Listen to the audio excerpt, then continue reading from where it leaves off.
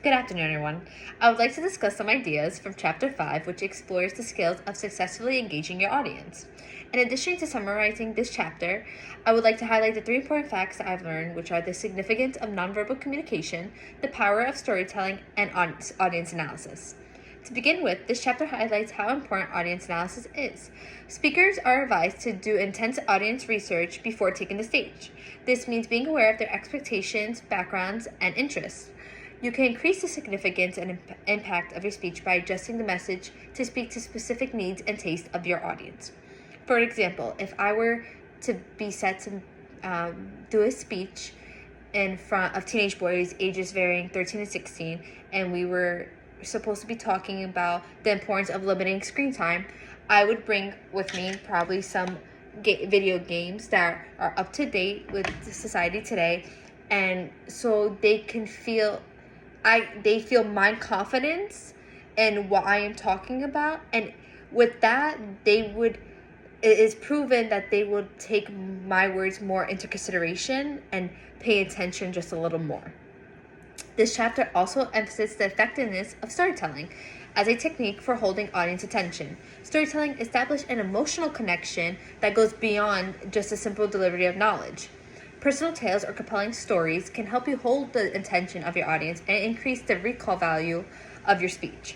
For instance, if I was the audience and the speaker was talking about, let's say, self-esteem in young girls, for me to relate more to that speaker, maybe it would be better for that speaker to give me a tale of them in middle school or in high school, and an embarrassing story of how they spilled water all over themselves, or something along that lines, to make me feel that connection towards them, and not it allows the audience to not see the speaker more as a robot, but more as a person.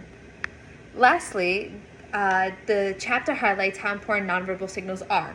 Researchers suggest an important portion of human connection is expressed through gestures, facial emotions, and body language.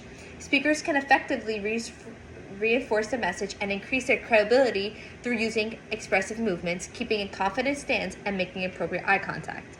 So as I was doing throughout this video, I kept my posture straight, and I frequently tend to talk with my hands.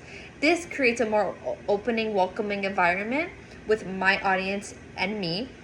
And it, like I said, relating back to the second point, it makes the audience not see the speaker more as a robot, but more as a person, an actual human.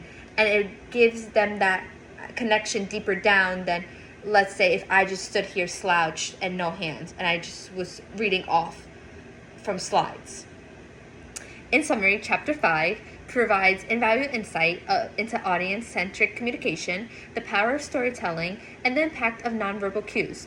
By understanding your audience, incorporating compelling narratives, and mastering nonverbal communication, speakers can evaluate their ability to connect with and influence their listeners. Thank you.